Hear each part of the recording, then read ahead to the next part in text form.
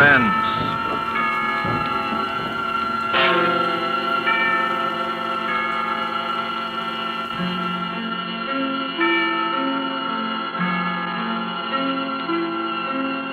This is the Man in Black, here again to introduce Columbia's program, Suspense. From Hollywood, we bring you as star, Mr. Orson Welles, who this evening begins a 4-week engagement as guest of these proceedings. In the interest of prime suspense, Mr. Welles and the producer of this series have scheduled 4 radio stories which they feel are particularly distinguished in our chosen field. The first of these is The Most Dangerous Game by Richard Garnell. And so with the performance of Orson Welles in the character of General Zaroff and Keenan Wynn as Sanger Rainsford, who learned from Zaroff what was the most dangerous game, we again hope to keep you in suspense.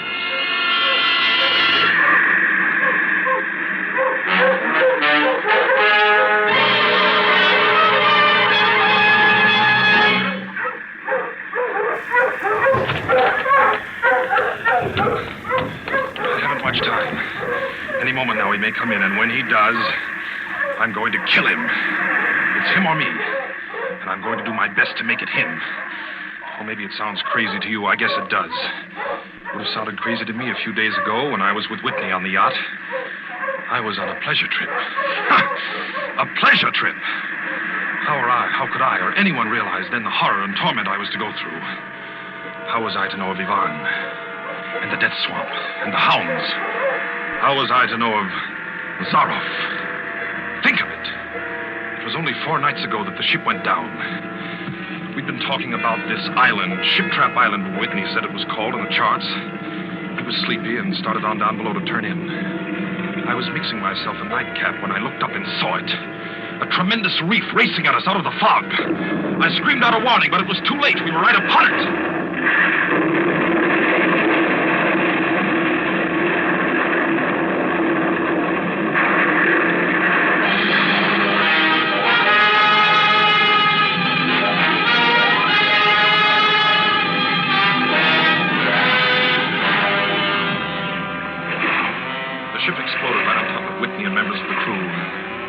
I alone was standing safe out on the prow, but the force of the explosion hurled me into the blood-warm waters. Terrified at the suddenness and surprise, my stomach weak and sick at the thought of the others. The sea was eddying furiously around the sinking remnants of the ship, and a certain cool-headedness came to me and made me swim desperately away, or I might not have lived to go through the horror which was soon to come. I struck out to the right in the direction of the island about which Whitney had been telling me. I had no recollection of how long I swam, but all at once I heard the muttering and growling of the sea breaking on the rocky shore. With my remaining strength, I dragged myself from the swirling waters. All in, gasping, my hands raw, I at last reached a flat place at the top.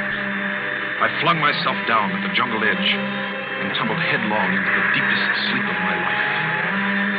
When I awoke, I was in a strange place, having no idea how I had done it.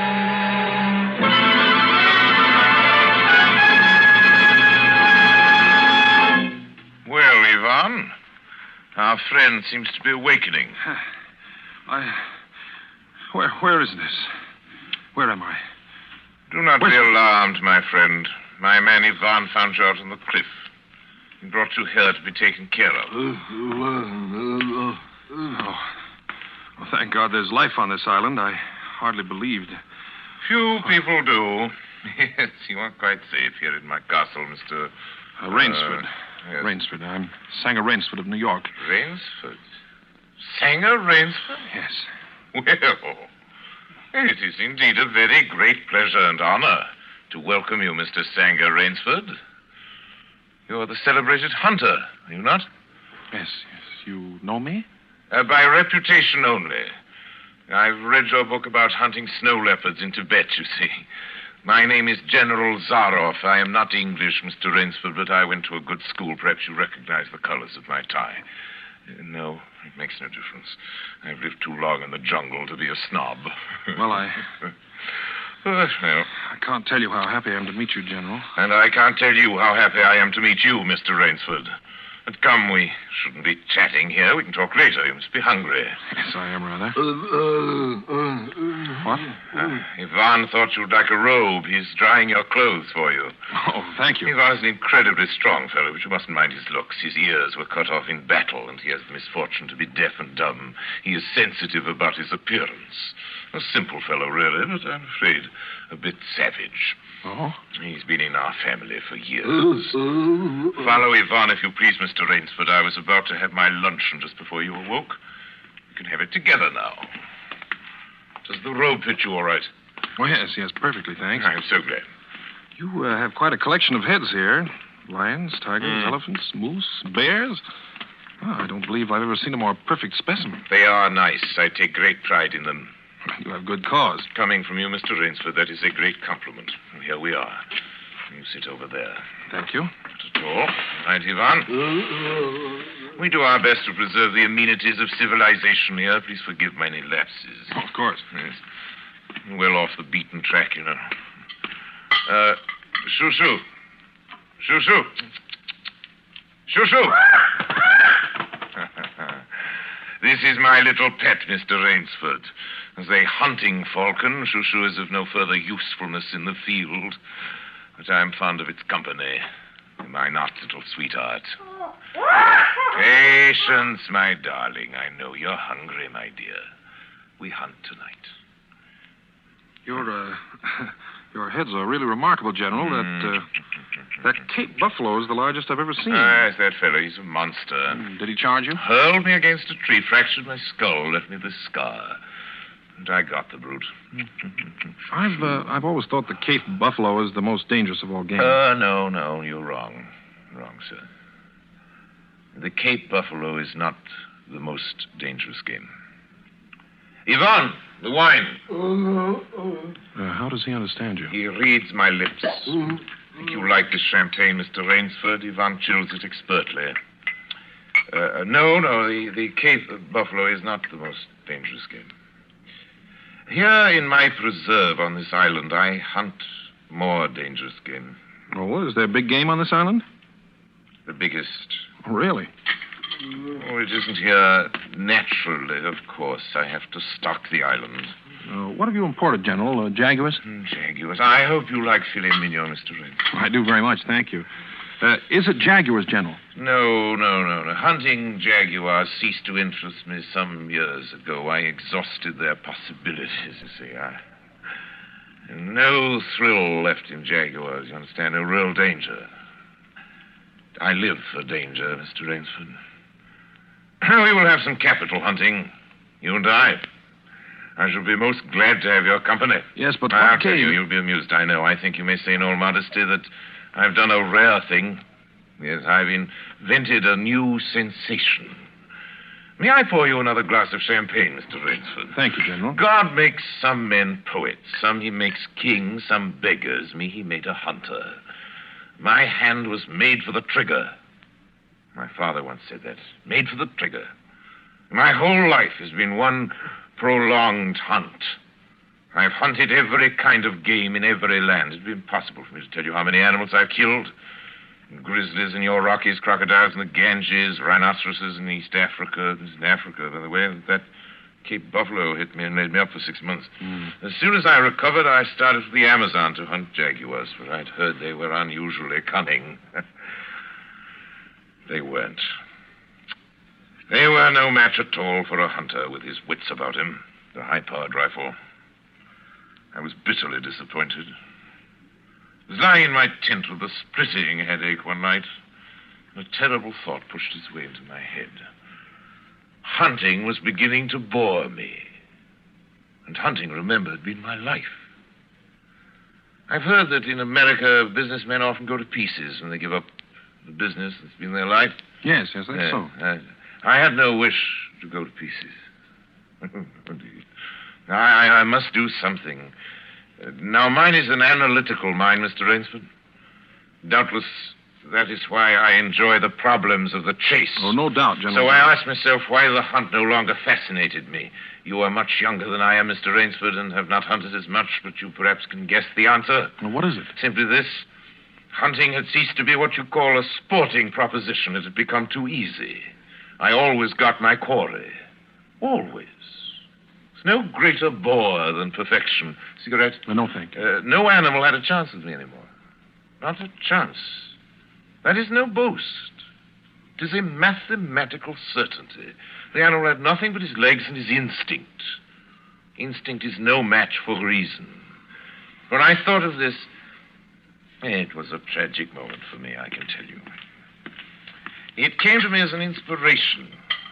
What I must do. And that was?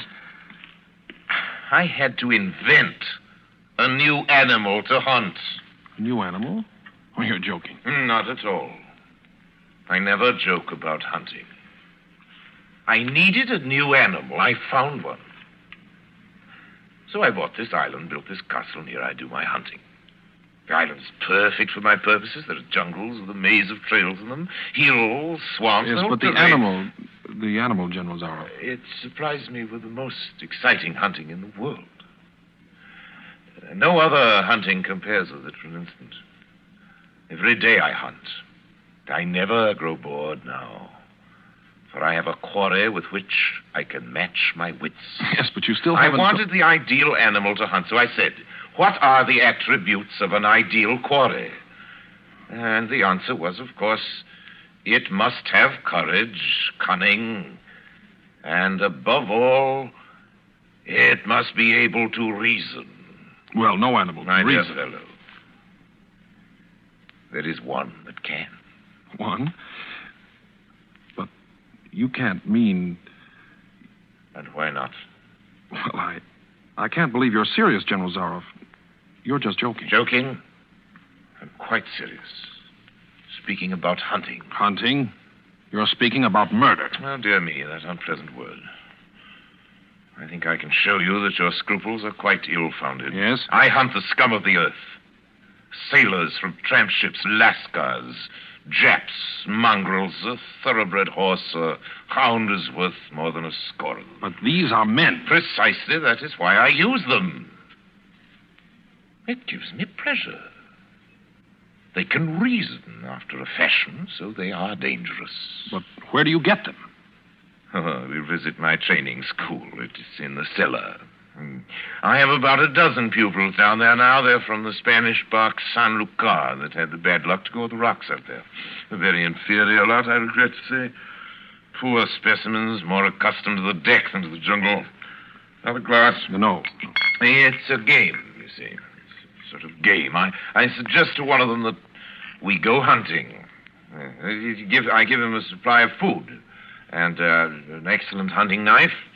I give him 3 hours start. I am to follow, armed only with a pistol of the smallest caliber and range.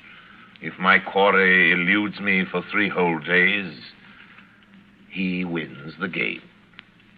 If I find him, he loses. Suppose he refuses to be hunted. I give him his choice, of course. He need not play that game if he does not wish to. If he does not wish to hunt, I turn him over to Ivan.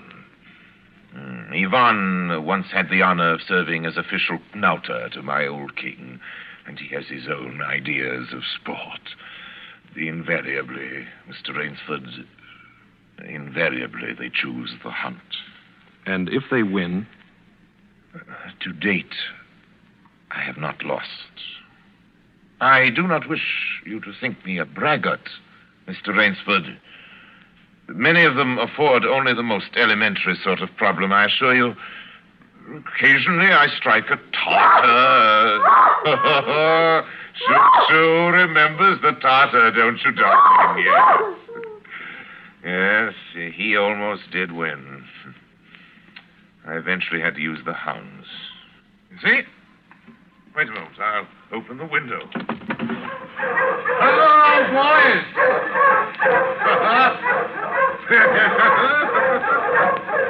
This is a rather good lot, I think. They're let out at 7 every night. If anyone should try to get into my castle or out of it, something extremely regrettable would occur to you. But enough of this. Come, I want to show you a collection of heads I'm quite sure you've never seen before. Join me in the library for coffee. I hope that you will excuse me tonight, General. I'm really not feeling well at all. Indeed. I know what it is. My old complaint. Ennui, boredom. You need some excitement. Tonight we'll hunt. Hey, Mr. Rainsford. You and I.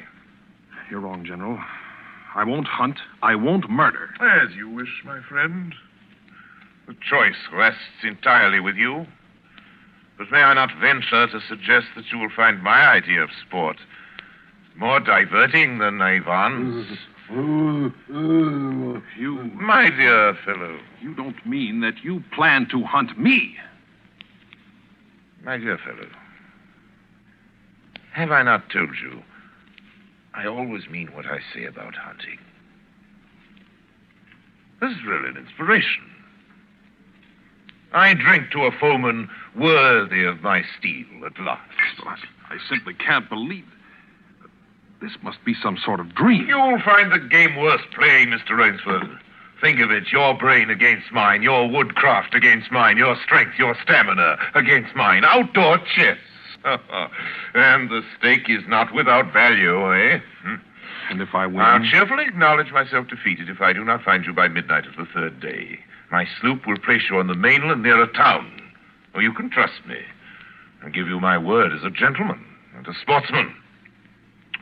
Of course, you in turn must agree to say nothing of your visit here. I will agree to nothing of the kind. Oh.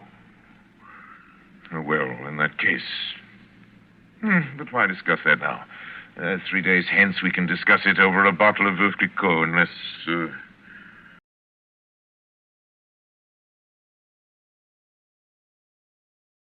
Refresh yourself. It's intermission time. The concession stand is open and ready to serve you. Class, come to order. Pay attention just once. We have a lesson to teach to the dunce. Is the candy good conviction? Yeah, the tasting is perfection. Have we got a good selection? We invite your close inspection. Is the ice cream not delicious? Healthful, tasty, nutritious. Is the popcorn crisp and healthful? Yeah, and it is sure a mouthful. Is the soda cold and fizzy? Vitamins keep the bubbles busy. That's good. The lesson is learned. The trip to the sweet spot you have earned. Now is time for intermission. Treat yourself to some nutrition.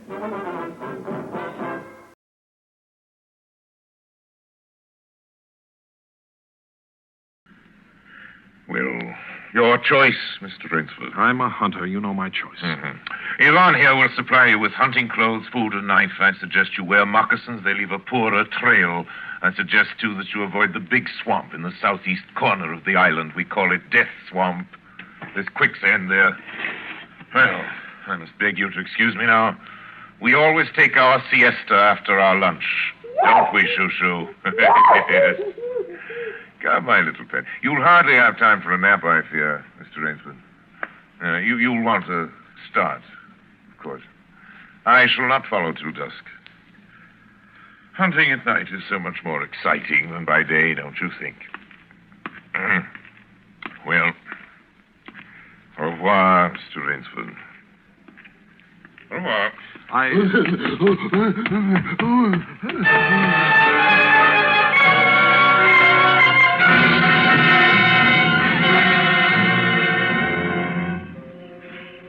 I'd fought my way through the bush for 2 hours, repeating to myself over and over again, I must keep my nerve. I must keep my nerve. My whole idea at first was to put distance between myself and General Zaroff.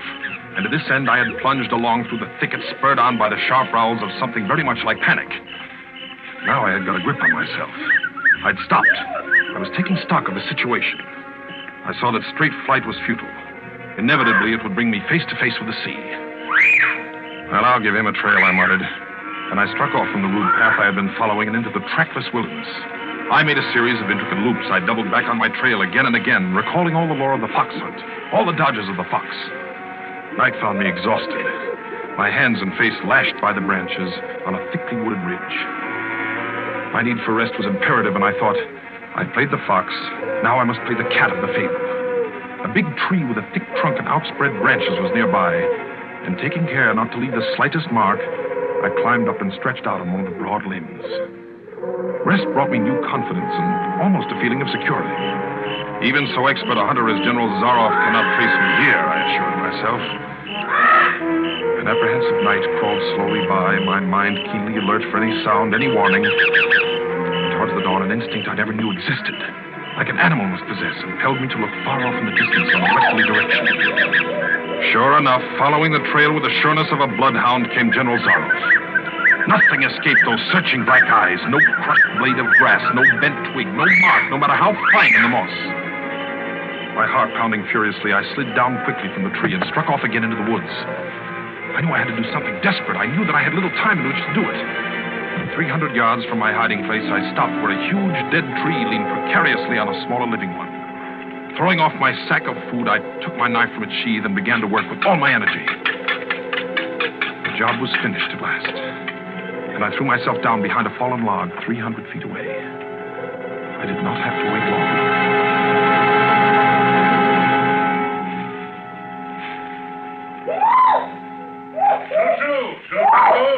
Patience.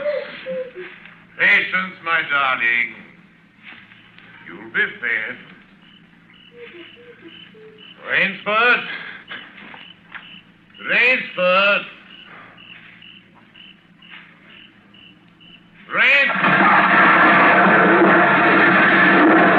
Got him.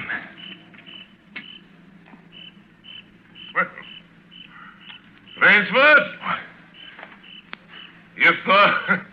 If you are within sound of my voice, as I suppose you are, let me congratulate you. Not many men know how to make a Malay man-catcher. Luckily for me, I too have hunted in Malacca. You are proving interesting, Mr. Rainsford. Very interesting. The tree brushed my shoulders. I jumped back. I'm going to have the wound rest. It's only slight. But I shall be back, Mr. Rainsford. I shall be back.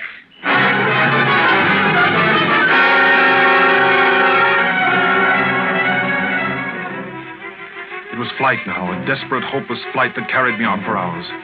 I don't know where I got the strength. I kept telling myself over and over again that I must keep my nerve. That I was competing with a monster, a super huntsman. Dusk came, then darkness, and still I managed to press on. The ground grew softer under my moccasins. The vegetation grew ranker, denser. Insects bit at me savagely. Suddenly, as I stepped forward, my foot sank into the ooze. I tried to wrench it back, but the muck sucked viciously at my foot like a giant leech. With a violent effort, I tore my foot loose. I knew where I was then. Death Swamp and its quicksand. The softness of the earth had given me an idea. I stepped back from the quicksand a dozen feet or so and began to dig. When the pit was above my shoulders, I climbed out and from some hard saplings cut stakes and sharpened them to fine points. These stakes I planted in the bottom of the pit with the points sticking upwards. As fast as I could, I wove a rough carpet of weeds and branches and with it covered the mouth of the pit. And wet with sweat and aching with tiredness, I crouched behind the stump of a lightning-charmed tree. Oh, I knew Zaroff was coming. I could hear the paddling sound of his feet on the soft earth. Zaroff was coming, and coming fast. He was not feeling his way along foot by foot. Crouching there, I could neither see him nor see the pit. I lived a year and a minute, frozen, every muscle tensed.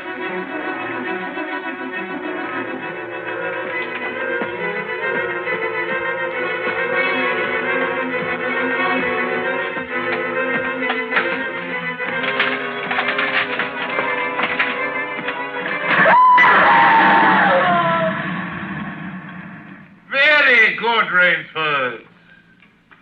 Very good. You've done well. Your Burmese tiger pit has claimed one of my finest towns. Again, you score. I think, Mr. Rainsford, I'll see what you can do against my whole pack. I'm going back to get them now. Thank you for a most amusing evening.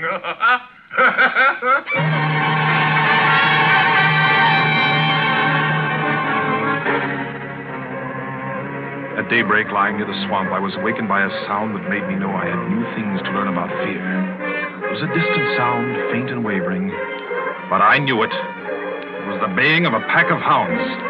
I could do one of two things. I could stay where I was and wait. That was suicide. I could flee. That was postponing the inevitable. I had put my very last hope into that tiger pit. For a moment, I stood there thinking. All at once, an idea that held a wild chance came to me, and tightening my belt, I headed away from the swamp. The baying of the hounds drew nearer. They would be on me any minute now. My mind worked frantically. I thought of a native trick I had learned in Uganda. I caught hold of a springy young sapling, and to it fastened my hunting knife with the blade pointing down the trail. With a bit of wild grapevine, I tied back the sapling. Then I ran for my life. They raised their terrifying voices as they heard and felt the fresh scent. I knew then how an animal at bay feels. At last I had to stop to get my breath. The baying of the hounds stopped just as suddenly.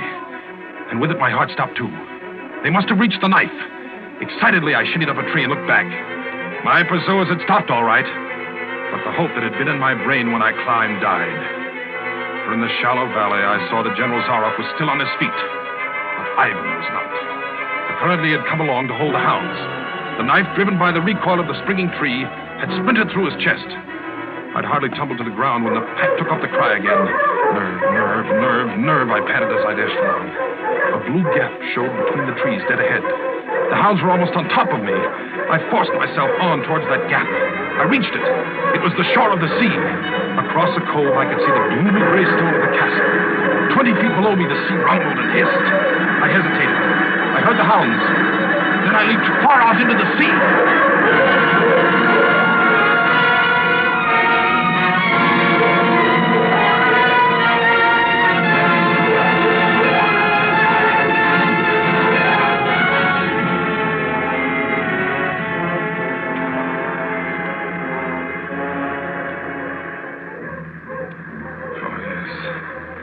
The sea was good to me. And I'm here safe in the general's bedroom waiting for him. 3 days are up, and I've eluded him. But now I must go further. In a moment, we will meet, he and I, and he will be unarmed. Only one of us is going to live. You understand that now?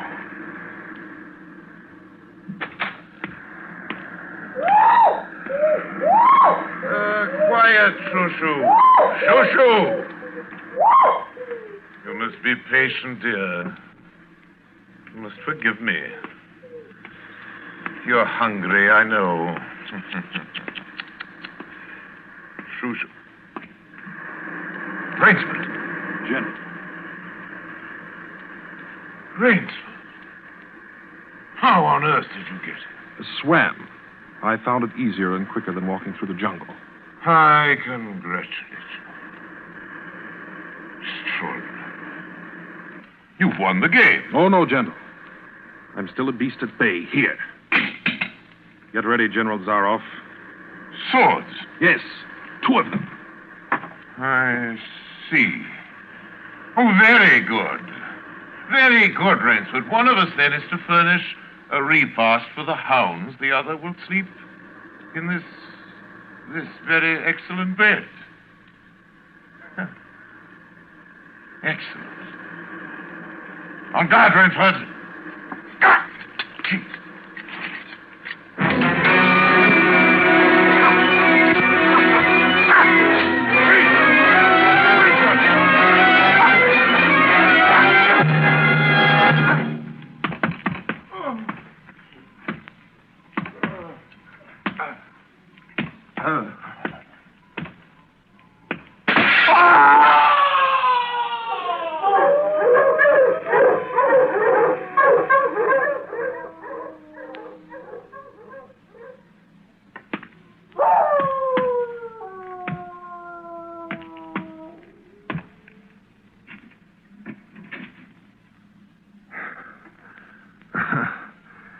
It was just as my late host said it would be. A very excellent bed.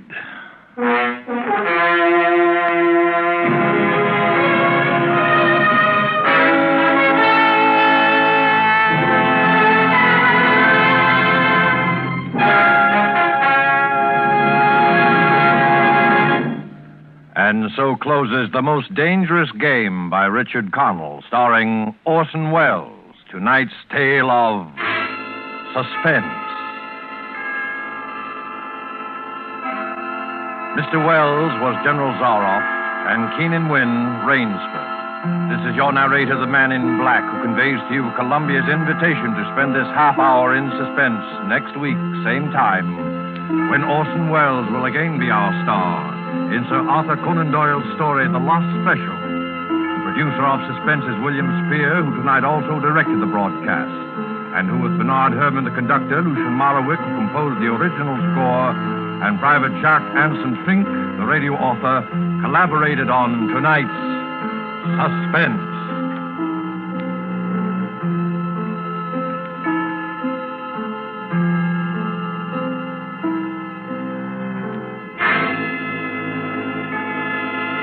This is CBS, the Columbia Broadcasting System.